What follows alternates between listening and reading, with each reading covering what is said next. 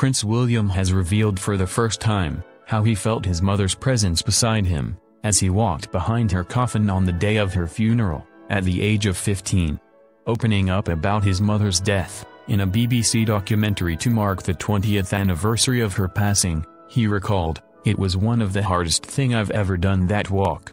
It felt she was almost walking along beside us to get us through it." His brother Harry, who was 12 years old when his mother died, remembered being comforted by members of the public whose hands were wet because of the tears they had just wiped away.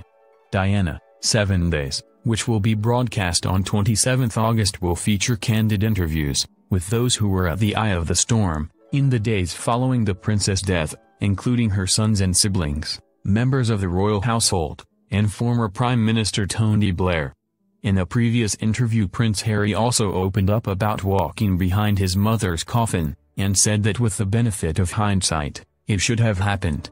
He told Angela Levin in an exclusive interview with Newsweek magazine, "My mother had just died, and I had to walk a long way behind her coffin, surrounded by thousands of people watching me, while millions more did on television.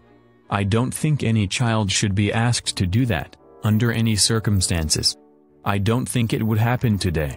In a recent Channel 5 documentary, Diana, 7 Days That Shook the World, it was revealed that the team organizing her funeral made up of representatives from the royal family. Number 10, the police and Diana's family argued over whether their boys should walk in the procession. The program claimed Earl Spencer wanted to walk alone behind Diana's coffin, but Prince Charles was adamant that he should join the procession. The rest of the funeral team felt William and Harry, then 15 years old and 12 years old, should be there, too. However, William was refusing to join the procession, saying he wanted to grieve privately, according to Tony Blair's former head of government relations Angie Hunter.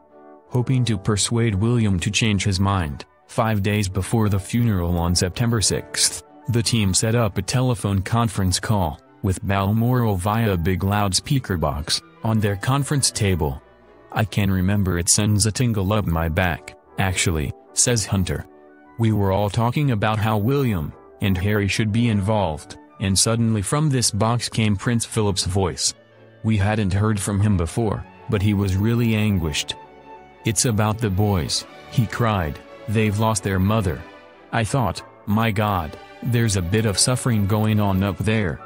In fact, it was the Duke of Edinburgh who was the one who persuaded William to walk in the procession right at the 11th hour, on the morning of the funeral. He put a grandfatherly arm around him and said, "Look, if I come too, will you do it?" The Daily Mail's Richard Kay explained, in the documentary,